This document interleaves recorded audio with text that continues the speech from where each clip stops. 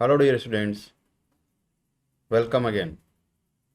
हम पढ़ रहे थे class 8 civic subject.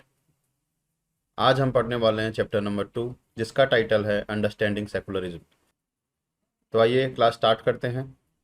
Understanding secularism, इसका मतलब है सेकुलरिज्म। आपने अक्सर अपने आसपास में सुना होगा। सेकुलरिज्म अपने इंडिया में एक कॉन्स्टिट्यूशन की एक, आप बोल सकते हैं कि बेसिक स्ट्रक्चर में शामिल है ये चीज़। और इसको ना तो इंडिया मतलब ना तो पार्लियामेंट इसको हटा सकती है, इस वर्ड को या फिर इस थॉट को, ना ही कोई इसको कोई जुडिशरी या फिर किसी और के थ्रू इसको हटाया जा सकता है। तो देखते हैं सेकुलरिज्म का मतलब क्या होता है, क्यों इसको इंक्लूड किया गया, क्या इसके पीछे स्टोरी थी। अ, ठीक है। तो एक एक करके मैं आपको सारी चीज़ें बताता हूँ। सबसे पहले देखो, सेकुलरिज्म अपने इंडियन कॉन्स्टिट्यूशन में, जब इंडिया अपना कॉन्स्टिट्यूशन बना रहा था, उस वक्त ऐड नहीं किया गया था। ये शब्द ऐड नहीं किया गया था, लेकिन इसकी जो फीलिंग्स जो थी वो इंडियन कॉन्स्टिट्यूशन में ऑलरेडी ये पहले से थी। लेकिन फिर बाद में इस भूल को सुधारा गया और 1976 इसमें 42nd अमेंडमेंट किया गया। और उस अमेंडमेंट के थ्रू इंडियन कॉन्स्टिट्यूशन में सेकुलरिज्म शब्द को भी इंक्लूड कर लिया गया। अब शब्द को इंक्लूड करना, ये इतना बड़ा क्यों बता रहा हूँ मैं? ये इसलिए क्योंकि जो अपनी जुडिशरी है बेटा, वो इसको क्रॉस चेक करती है कि कोई चीज़ जिसको अपने कॉन्स्टिट्यूशन में ऐड किया गया है या फिर हटाया गया है, क्या वो सही है या गलत है। और अगर एक बार जुडिशरी उसके ऊपर मोहर लगा देती है, मतलब सुप्रीम कोर्ट अपने उसके ऊपर अपनी कंसेंट दे देती है कि हाँ ये राइट था, तो फिर उसको वापस से नहीं हटाया जा सकता। ठीक है। तो आपने आजकल सुना होगा, कई बार ऐसे कंट्रोवर्सी रहती है कि इंडिया एक सेकुलर कंट्री है। नहीं, इसको सेकुलर कंट्री नहीं होना चाहिए, इसको हिंदू राष्ट्र होना चाहिए।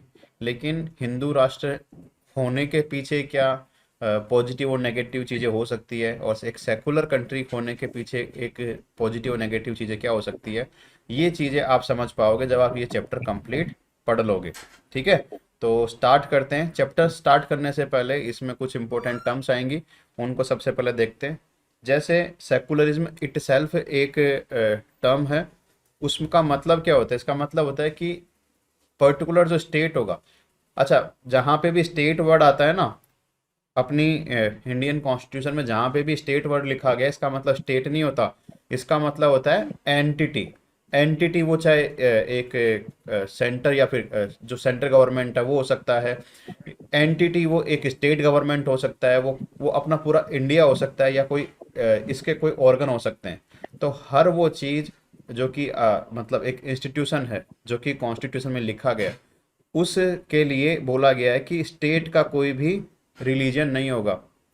ठीक है। अब रिलीजन नहीं होगा, इसका मतलब ये नहीं है कि सभी लोग अपने अपने रिलीजन को नहीं मानेंगे। इंडियन कॉन्स्टिट्यूशन में सबके जो ये रिलीजियस जो राइट्स हैं, इनको सिक्योर किया गया है। बोला गया है कि आप अपने अपने मतलब अपने मन से आप कुछ भी मान सकते हैं, किसी भी रिलीजन को मान सकते हैं, लेकिन स्टेट इसमें इंटरफेयर नहीं करेगा। स्टेट सिर्फ इतना इंटरफेयर करेगा कि अगर कोई रिलीजियस कोई ओकेजन हो रहा है, जैसे कि कई मेले होते हैं या फिर कोई उर्स होता है, तो उस टाइम पे सिर्फ मैनेजमेंट जो होता है ना, उसको ध्यान रखेगा। बाकी ऐसे नहीं है कि आप इस धर्म को फॉलो कीजिए या आप इसको फॉलो मत कीजिए। इन सब चीज़ों में स्टेट जो है इंटरफेयर नहीं करेगा। इसी का मतलब क्या होता है? सेकुलरिज्म। ओके। उसके बाद में है कोर्जियन, forcing someone to do something. In the chapter, the term refers to the force used by a legal authority such as state. देखो, इसका मतलब होता है, कोर्जन का मतलब होता है कि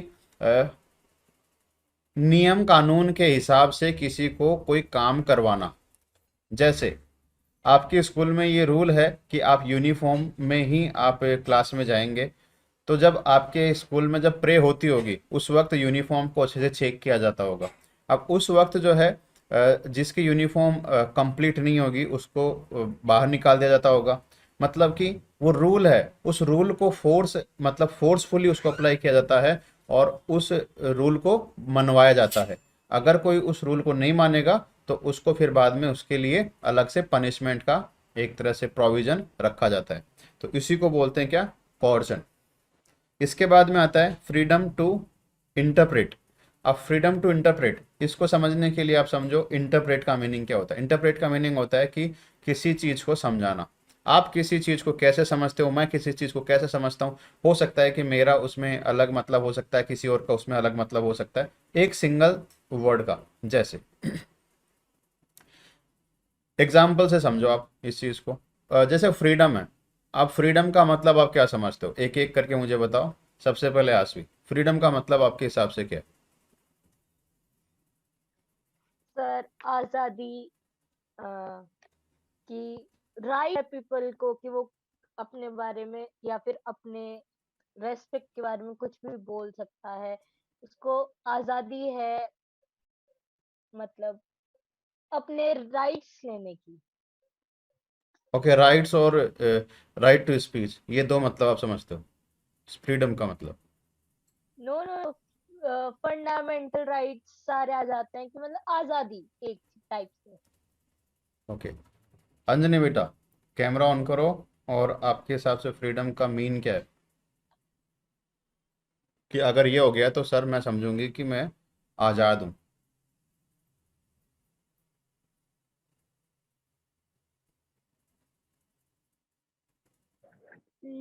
सर फ्रीडम का मेरे हिसाब से मीन क्या होता है? आपके हिसाब से मीन क्या है? हम्म, ये है कि सर अगर मैं कुछ करना चाहूँ ना हम्म। तो वो मैं कर सकूँ, बट अगर वो चीज गलत है ना तो मुझे उसके लिए फ्रीडम नहीं चाहिए, बट अगर सही है तो मुझे फ्रीडम चाहिए। ओके, सौम्या, आपके हिसाब से फ्रीडम का मीन क्या है? कैमरा ऑन करके आंसर बताइए।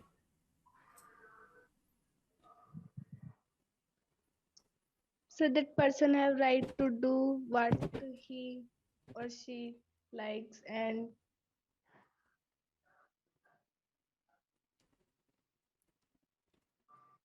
ओके। सर वो क्या क्या करना चाहता है उसकी मर्जी हो उससे। ओके, देखो एक एक करके मैं अभी आपको बताता हूँ। फ्रीडम में आपने जो बताया उसमें क्या क्या मतलब नेगेटिव चीज़ें। जैसे सौम्या का आंसर लेते हैं। सौम्या ने बोला कि एक पर्सन जिसको जो उसकी इच्छा है वो करने की उसको आज़ादी हो, तो मतलब वो उसको आप फ्रीडम बोल सकते हैं। तो सौम्या, मेरा आज है ना किसी का मर्डर करने की इच्छा हो रही है, क्या मैं कर सकता हूँ? No sir. तो फ्रीडम में कुछ रेस्ट्रिक्शंस होनी चाहिए, ठीक है।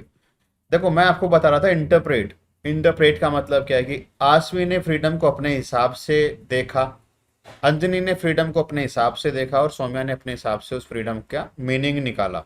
इसी को बोलते हैं इंटरप्रेट करना। मतलब अपने हिसाब से आप चीज़ों का मीनिंग निकालते हो, उसी को बोलते हैं इंटरप्रेट करना, ठीक है। तो freedom to interpret, it refers to freedom that all person shall have to understand things to their own way. In the chapter, it refers to an individual liberty to develop their own understanding and meaning of the religion they practice. Okay, इसका मतलब समझ में आया कि उनको अपने हिसाब से किसी भी चीज़ को इंटरप्रेट समझने की आज़ादी है, और इसी को बोलेंगे फ्रीडम टू इंटरप्रेट।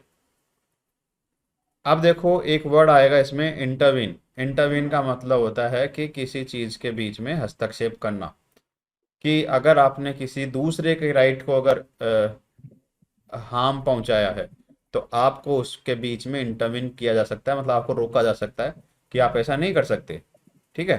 तो in the chapter the term refers to the state's effort to influence a particular matter in accordance with the principles of constitution।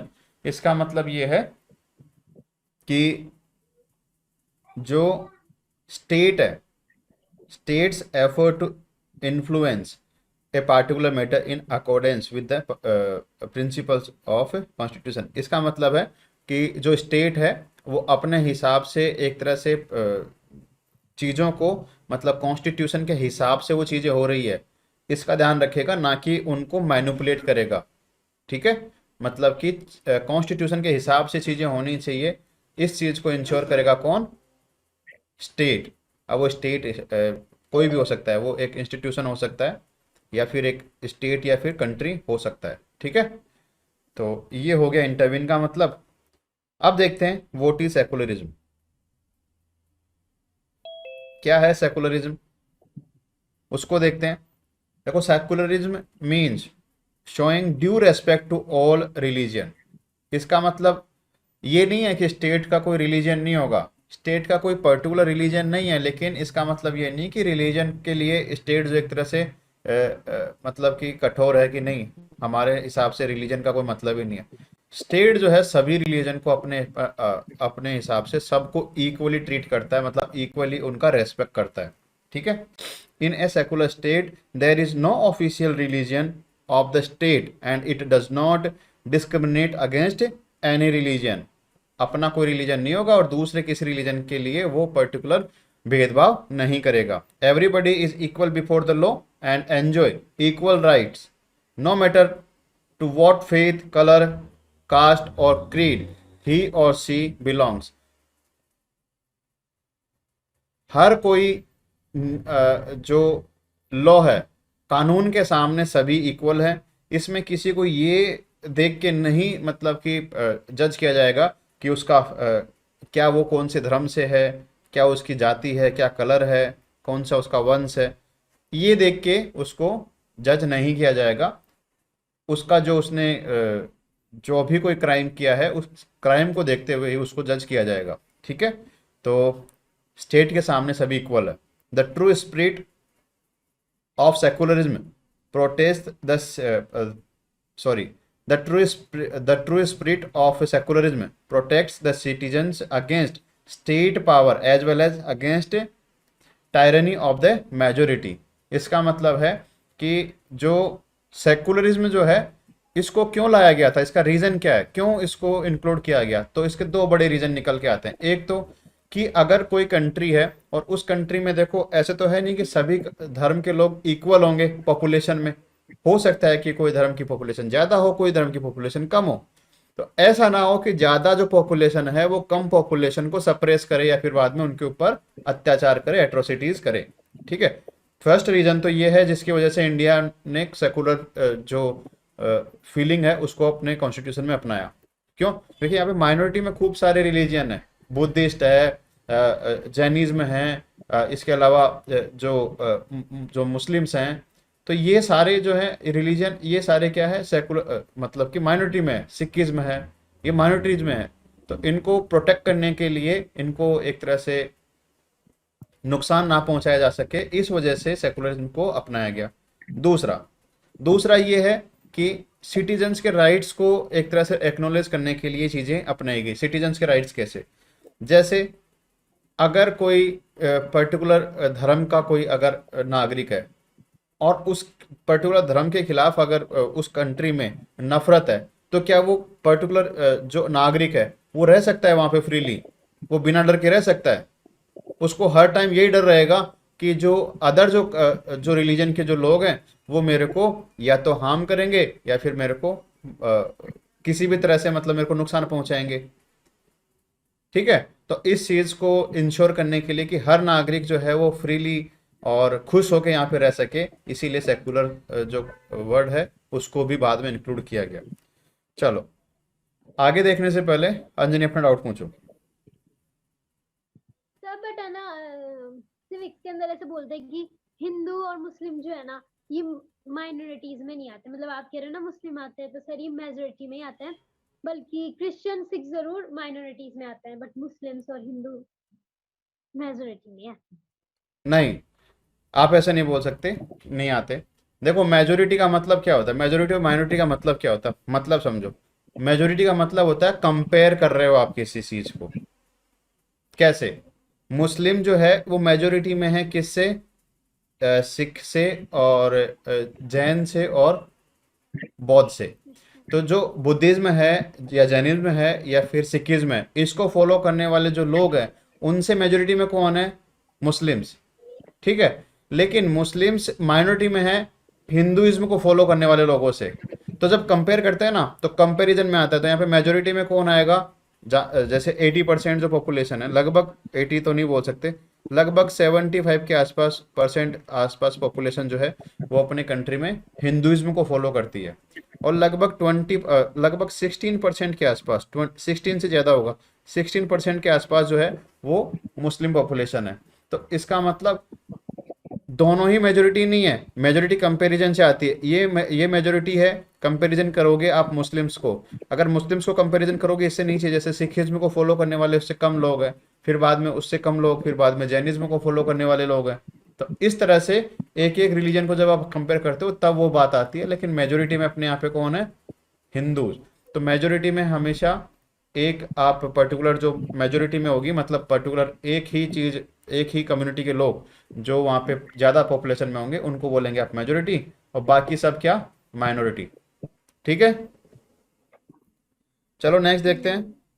What is the necessity of separating religion from state? अब आपके सामने question आना चाहिए कि sir ऐसा क्यों कि state ने अपना जो एक तरह से रिलीजन है वो डिसाइड नहीं किया। मतलब ऐसे हो सकता था ना कि स्टेट अपने रिलीजन को पहले से डिसाइड कर ले कि हाँ हम तो ये रहेंगे, हम तो एक पर्टिकुलर धर्म को फॉलो करेंगे। तो इसके पीछे रीजन क्या है उसको देखते हैं। If any country professes a particular religion of its own, it will naturally promote such a religion, which is quite against the spirit of democracy, which ensures right to equality to all its citizen। देखो, जब कभी कोई country एक particular धर्म को अपनाती है ना, तो इसका मतलब ये होता है कि वो उस पर्टिकुलर धर्म के प्रति सॉफ्ट कॉर्नर रखती है, मतलब कि उसको प्रमोट करेगी। चाहे वो कंट्री मतलब सामने से प्रमोट ना करे, लेकिन उसके फीलिंग तो रहती है ना कि हाँ हमारा धर्म अच्छा है, तो हम इसको बैक एंड से आप इसको प्रमोट करें। अगर ऐसा होगा तो उसमें क्या एक डेमोक्रेसी जो है उसके लिए ज़रूरी होता है कि उसका कोई वहाँ पे रिलीजन को कोई मतलब डिस्क्रिमिनेशन ना हो। तो अगर ऐसा होगा तो डेमोक्रेसी वहाँ पे नहीं रहेगी, और डेमोक्रेसी तो अपने इंडिया में बेसिक है, और उसी के लिए तो इतना लंबा फ्रीडम मूवमेंट चला डेमोक्रेसी के लिए ही।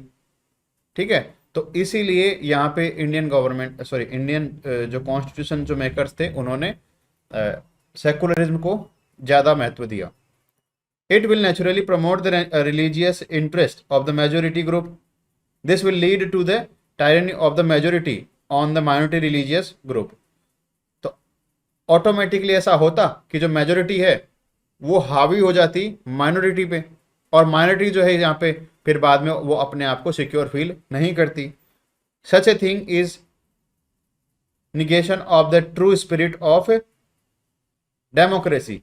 As such, there is the need of separating religion from state. इसका मतलब अपने यहाँ पे डेमोक्रेसी को बचाने के लिए जो अपना सेकुलरिज्म जो है उसको इंक्लूड किया गया था अपने कॉन्स्टिट्यूशन में।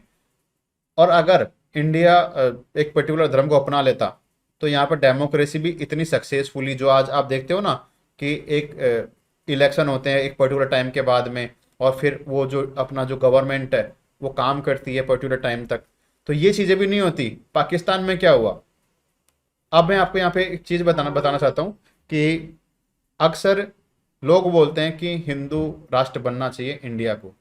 देखो बेटा, जब इंडिया आज़ाद हुआ था ना, तो उस टाइम पे कॉन्स्टिट्यूशन बनाने के लिए जो बॉडी बनी थी ना, कॉन्स्टिट्यूशन असेंबली, वो पाकिस्तान के लिए भी यही कॉन्स्टिट्यूशन बॉडी थी और इंडिया के लिए भी यही थी। मतलब कि अपना इंडिया कब आज़ाद हुआ? 15 अगस्त 1947। इसके लगभग एक साल पहले कब? 9 दिसंबर 1946। इस टाइम पे क्या हुआ था? फर्स्ट मीटिंग हुई थी कॉन्स्टिट्यूशन असेंबली की। मतलब लगभग एक साल पहले ही अपना कॉन्स्टिट्यूशन बनाने की प्रोसेस स्टार्ट हो गई थी। इसमें मुस्लिम्स भी थे, इसमें मुस्लिम लीग भी थी, जो पाकिस्तान के एक तरह से जो बनाने के पीछे जो पार्टी थी ना मुस्लिम लीग, वो भी थी इसमें, और अपनी INC जो इंडियन नेशनल कांग्रेस थी वो भी थी। निर्दलीय लोग भी थे जो कि मतलब किसी पार्टी से बिलोंग नहीं करते थे। तो बहुत सारे लोगों ने मिलकर ये कॉन्स्टिट्यूशन बनाने की प्रोसेस जो है स्टार्ट की थी। लेकिन हुआ क्या, जब ये इंडिया जब आज़ाद हुआ उसके एक दिन पहले 14 अगस्त को पाकिस्तान आज़ाद हो गया, एक दिन पहले। ठीक है, तो 14 अगस्त को पाकिस्तान अलग हो गया अपने इंडिया से। तो ये कॉन्स्टिट्यूशन, ये असेंबली थी ना, इसमें जो लोग थे जो पाकिस्तान से यहाँ पे बैठे थे इस असेंबली में, वो भी इसको छोड़ के चले गए। इसके बाद सिर्फ इंडिया के लोगों ने इंडिया के लिए कॉन्स्टिट्यूशन बनाने की प्रोसेस स्टार्ट की। ठीक है, चल तो रही थी, बस उसको आगे बढ़ाया। लेकिन पाकिस्तान के लिए जो कॉन्स्टिट्यूशन बनाना था, वहां पे तो कोई ऐसी असेंबली की कोई बॉडी नहीं थी कि जो इसको बना सके। अब वहां पे क्या है कि वहां पे तो ऐसे था कि हम आज़ाद हो गए और अब हमको जो है ना, मतलब मज़े से रहना है। उनका जो कॉन्स्टिट्यूशन जो है बेटा, वो बन के तैयार हुआ था 1956। अपना कब तैयार हुआ था? 1949, 26 नवंबर, याद है ना? 26 नवंबर 1949 को अपना कॉन्स्टिट्यूशन बन के तैयार हो गया था। उनका कब बना था पाकिस्तान वालों का? पाकिस्तान वालों का बना था 1956 में। क्यों? क्योंकि उसमें एक कंसेशन बनी नहीं पाई उनके बीच में, एक सहमति बनी नहीं पाई। क्यों? क्योंकि उनका तो पहले ही मोटो ये था कि हम जो ना डेमोक्रेसी भी रखें और हम जो है ना मुस्लिम राष्ट्र भी बने। अब मैं एक बात बताओ, यहाँ पे मैंने आपको समझाया कि रिलीजियन के साथ में डेमोक्रेसी नहीं चल सकती। या तो रिलीजियन ही चलेगा या फिर डेमोक्रेसी ही चलेगी। तो उन्होंने दोनों को एक साथ चलाने की कोशिश की। सबसे पहला कन्फ्लिक्ट तो यहीं पे आ गया कि उनका कॉन्स्टिट्यूशन बनने में क्या लगभग 9 इयर्स का समय लग गया। ठीक है, लगभग 9 साल उनको इसको बनाने में लगे। और जब बनाया, ऐसा बनाया कि लगभग 2 या 3 साल बाद में, अप्रोक्सीमेट 2 या 3 इयर्स के बाद में, वहाँ के जो गवर्नमेंट थी वो कोलैप्स कर गई और वहाँ पे रूल आ गया आर्मी का, पाकिस्तान आर्मी का। उन्होंने कब्जा कर लिया गवर्नमेंट पे। क्यों? क्योंकि वहाँ पे रिलीजियस सेंटिमेंट ज़्यादा थे। अगर डेमोक्रेसी से वो चलना चाहते थे तो कोई बीच में आता और बोलता कि हम तो मुस्लिम राष्ट्र हैं, हमारा तो एक ही काम है, कश्मीर को ले लो। उनका तो बचपन से एक ही काम है कि कश्मीर को ले लो। अब उनको बचपन से ये सिखाया जाता है कि आप जो है मतलब रिलीजन को ज़्यादा महत्व दो, डेमोक्रेसी कोई मतलब नहीं है। ये चलते चलते पाकिस्तान में आप देखोगे तो लगभग आधे टाइम, लगभग जैसे अभी 70 ईयर्स के आसपास हो गए अपने को आज़ादी मिले, उतना ही टाइम पाकिस्तान को हो गया। तो 70 ईयर्स में अभी तक जो है लगभग 30 to 40 ईयर्स तक वहाँ पे जो है सिर्फ आर्मी का राज रहा है। आर्मी ने वहाँ पे एक तरह से रूल किया है। कैसा लगेगा आपको कि यहाँ पे नेताओं को घर पे बिठा दिया जाए या फिर जेलों में बंद कर दिया जाए और यहाँ की इंडियन आर्मी जो है वो यहाँ पे सारे चीज़ों को अपने हाथ में ले ले? क्या आप फिर फ्रीली मूव कर पाओगे, फ्रीली घूम पाओगे, या आप अपने विचार रख पाओगे? जुडिशरी काम कर पाएगी अपना? तो वहाँ पे ऐसा कुछ भी नहीं होता। वहाँ पे सभी लोग जो है मतलब कि डर के रहते हैं और उनका एक ही सिखाया जाता है उनको चीज़ कि आपको इंडिया से युद्ध करना है, इंडिया को बर्बाद करना है। ये क्यों? क्योंकि उन्होंने जो धर्म है उसके ऊपर ज़्यादा ध्यान दिया। इसीलिए इंडिया जो है मैच्योर, आप डेमोक्रेसी इंडिया को इसीलिए बोलते हैं वर्ल्ड में सबसे बेस्ट जो डेमोक्रेसी जो है इंडिया को इसलिए बोला जाता है क्योंकि उन्होंने डेमोक्रेसी के ऊपर ज़्यादा फोकस किया, ना कि रिलीजन के ऊपर। तो जब कभी भी आपके सामने दो चीज़ों को चूज करने का मौका आए कि इंडियन गवर्नमेंट में आपको रिलीजन पसंद है या डेमोक्रेसी, रिलीजन अपनी जगह पे सही है, होना चाहिए, लेकिन रिलीजन जो है वो अपने आप इंटरनल थिंग है। आप वो सोचने समझने की चीज़ें कि हाँ मेरे को जो पसंद है मैं वो करूं, लेकिन इसका मतलब ये नहीं है कि आप कंट्री को भी उसमें इन्वॉल्व कर लो। तो सर इसका मतलब ये हुआ ना, जिसको करना चाहे वो करो, किसी को हाँ मत करो। हाँ, तो तो पाकिस्तान के अंदर वहाँ पे फ्रीडम नहीं करने देते कोई भी रिलीजियस को फॉलो।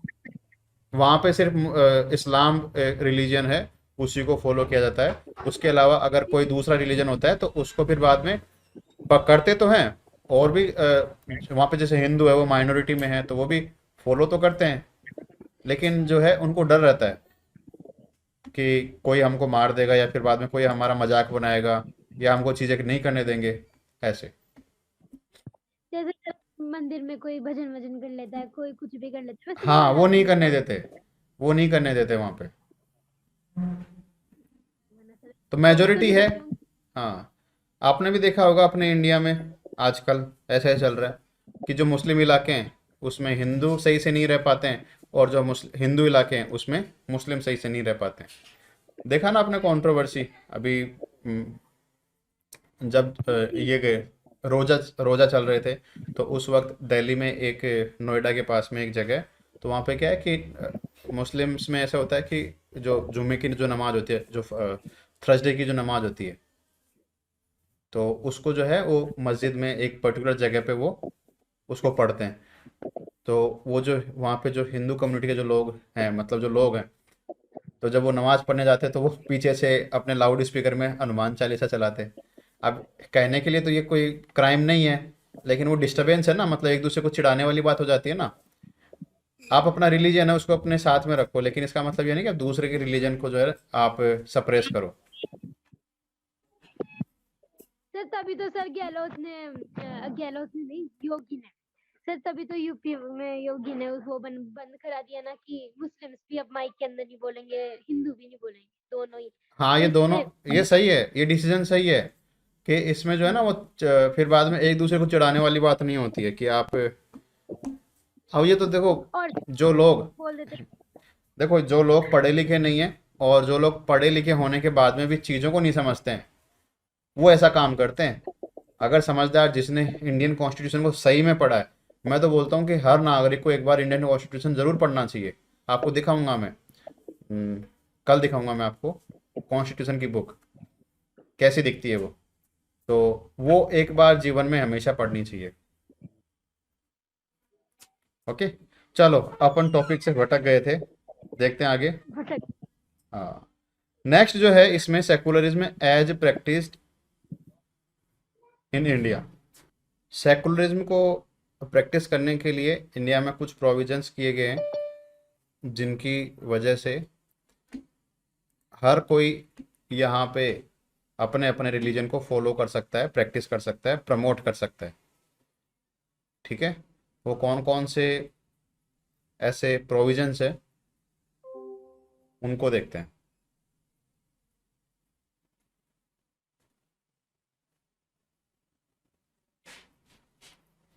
देखो, the Indian constitution has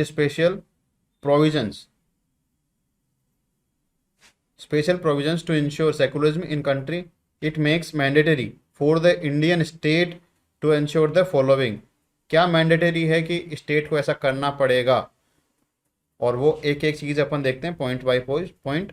first point है that one religious community does not dominate the others. इसका मतलब है कि स्टेट ये इंश्योर करेगा कि एक पर्टिकुलर कम्युनिटी जो है वो किसी दूसरी पर्टिकुलर कम्युनिटी के ऊपर हावी ना हो, अपना जो मतलब रौब जो है वो ना दिखाए।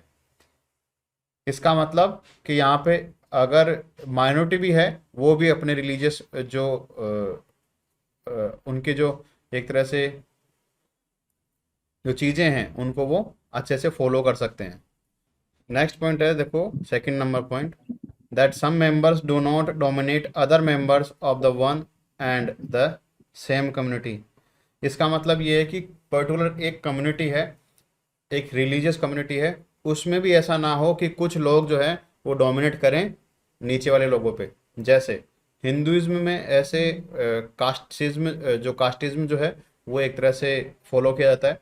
इसमें हिंदुइज्म में अलग अलग कास्ट के लोग जो है वो हिंदुइज्म को फॉलो करते हैं, लेकिन इसमें भी जो है आपने देखा होगा कि एक पर्टिकुलर कास्ट के लोग दूसरी कास्ट को एक तरह से नीचा दिखाते हैं या नीचा मानते हैं। तो ये भी नहीं होना चाहिए, स्टेट इस बात को इंश्योर करेगा। ठीक है, नेक्स्ट है that the state does not enforce any particular religion nor takes away the religious freedom to the individuals. इसका मतलब है कि ना तो कोई स्टेट अपनी तरफ से किसी एक पर्टिकुलर धर्म को इन्फोर्स करवाने की कोशिश करेगा कि आप जो है इस पर्टिकुलर धर्म को मानिए या इसके इन चीज़ों में हिस्सा लीजिए, ना ही वो किसी एक इंडिविजुअल मतलब एक पर्टिकुलर नागरिक को भी ये मना नहीं कर सकता कि आप ये नहीं करेंगे, बशर्ते कि वो किसी दूसरे को हार्म ना पहुंचाए। ठीक है, तो ये स्टेट की जिम्मेदारी है कि हर किसी के रिलीजियस राइट्स को प्रोटेक्ट करे, उनको वो सब चीज़ें मनवाने के लिए आज़ादी दे। देखो यहाँ पे फोटो है, ये अलग अलग रिलीजन को एक तरह से शो करते हैं, जैसे temples, mosque, gurdwara and church. ठीक है, रिलीजन आपको पता है, बताने की आवश्यकता नहीं है। ये देखो एक सबसे अच्छी एक photo, we have the right to follow practice and propagate any religious. देखो यहाँ पे सभी लोगों को दिखाया गया, अलग अलग कम्युनिटी को मानने वाले। वो अलग बात है कि आप कपड़े देख के पहचान लेते हो, ये गलत बात है।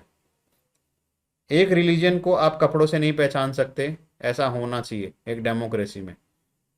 कि मैं किसी धर्म को मानता हूँ इसका मतलब ये नहीं कि मैं उस पर्टिकुलर धर्म को मैं मानूं, ये मुझे दिखाना पड़े। अगर मैं मानता हूँ तो मैं मानता हूँ, इसमें दिखाने की क्या आवश्यकता है। तो ऐसा एक माहौल जो है डेमोक्रेसी में होना चाहिए। नेक्स्ट देखो, the Indian state has taken various steps in the direction of secularism. अब इंडियन स्टेट ने क्या किया है ऐसा कि जिससे कि वो सेकुलरिज्म की जो फीलिंग है उसको एक तरह से एंजॉय करते हैं। सबसे पहले, it has no religion on it of its own, nor does it support or course any particular religion। ना तो खुद का कोई धर्म है, ना ही किसी पर्टिकुलर धर्म को वो एक तरह से बुरा भला बोलते हैं। all government institutions in India like government offices, law courts, political police stations etc are not supported to display anything which promotes any one religion। तो ऐसा इंश्योर किया जाता है कि गवर्नमेंट के जो इंस्टीट्यूशंस हैं, जैसे कि हॉस्पिटल हो गया या फिर कोई ऑफिस हो गया या फिर कोर्ट हो गया या फिर पुलिस स्टेशन, ऐसी कोई भी जगह पे आपको ऐसा पर्टिकुलर कोई रिलीजन का कोई सिंबल नहीं दिखेगा आपको। ना तो वहाँ पे कोई आपको कोई फ्लैग दिखेगा, ना वहाँ पे आपको कोई ऐसी कोई चीज़ दिखेगी कि जिससे कि आपको ये फील आए कि हाँ ये पर्टिकुलर रिलीजन को मानते हैं। The government schools can not promote any religion either in their programmes or through any religious celebration. However, such a rule does not apply to private schools to maintain the religious freedom of various communities residing in different parts of a country। देखो, जो government schools होते हैं ना, उनमें कभी भी आप ये नहीं देखोगे कि कोई रिलीजियस एक तरह से ओकेजन है और उसके ऊपर उसको सेलिब्रेट किया जा रहा है, कभी नहीं होता। गवर्नमेंट स्कूल में ऐसा नहीं होता, और अगर ऐसा होता भी होगा तो वो हर रिलीजन को वो फॉलो करते हैं, तो हर रिलीजन का उसमें कुछ ना कुछ होता है। जैसे अलग अलग जयंती वगैरह बनाई जाती है, ठीक है, तो वो जयंती इसलिए सेलिब्रेट की जाती है कि उसमें हर रिलीजन को ध्यान में रखते हुए वो जयंती जो है वो गवर्नमेंट डिसाइड करती है कि हम ये पर्टिकुलर जो रिलीजन के एक तरह से ओकेजन है इनको सेलिब्रेट करेंगे। ठीक है, तो इसमें ऐसा कुछ नहीं है। और प्राइवेट स्कूल्स में ये मनाही मतलब कि इतना ऐसे कोई रूल नहीं है कि आप नहीं कर सकते, क्योंकि उसको गवर्नमेंट अपनी तरफ से कोई पैसा नहीं देती। प्राइवेट स्कूल्स अपनी तरफ से कुछ भी एक तरह से रिलीजियस जो ओकेजन है उनको सेलिब्रेट कर सकते हैं। लेकिन इसमें भी जो है कुछ बातों का ध्यान रखा जाता है कि किसी भी रिलीजन का एक तरह से बुराई ना हो, वहाँ पे बच्चों में सेकुलरिज्म की फीलिंग जो है वो हर्ट ना हो। ओके, हाँ अंजनी पूछो डाउट। स्कूल में दशहरा था ना, तब राम जी की पूजा करने के बजाय वो अपने ही गुरु की पूजा कर रहे थे, वो कैंडल जला के। तो सर हमारे मतलब स्कूल में तो ज्यादातर हिंदू ही है ना, तो उनको बहुत प्रॉब्लम हो रही थी, समझ रहे हो, मतलब हमें भी हो रही थी। हाँ वो हो सकता है, लेकिन स्कूल वगैरह जो होते हैं या फिर गवर्नमेंट के जो इंस्टीट्यूशंस हैं, इनसे रिलीजन को दूर रखना चाहिए। रिलीजन आपको पता है ना, रिलीजन एक इंडिविजुअल एक फीलिंग है, उसको आप अपने तक सीमित रखेंगे ज़्यादा बेटर होगा। अगर आप अपनी चीज़ों को एक्सप्रेस करते हैं ना, मतलब किसी के सामने दिखावा करते हैं, तो वो चीज़ें गलत होती है। मतलब हो सकता है कि सामने वाले का उसमें हर्ट हो या फिर सामने वाला उस चीज़ को नेगेटिव सोचे। तो इसीलिए तो बोलते हैं ना कि ये रिलीजियस जो ओकेजन्स हैं इनको आप इंडिविजुअल ही आप उसको सेलिब्रेट कीजिए। चलो नेक्स्ट देखो। हाँ अंजनी, सर हमारे स्कूल वाले तो हमें चर्च भी ले जाते हैं, ऐसे बोल रही हूँ मैं, खुद जताते हैं कि हम क्रिश्चियन हैं, जताए। नहीं वो जताने की बात नहीं है, आपको वो धर्म को जानने का एक तरह से मौका मिल रहा है आपको। ये नहीं कि आपको चर्च ले जा रहे हैं तो मतलब वो अपने धर्म को शो कर रहे हैं। इनके बारे में अंजलि हमेशा ऐसे ही सोचती है कि ये है इसको वो, पता नहीं क्या प्रॉब्लम है मोमडन्स क्रिश्चियन से, बहुत प्रॉब्लम है उनसे देखो कि प्रॉब्लम का मैं एक बात बताता हूँ।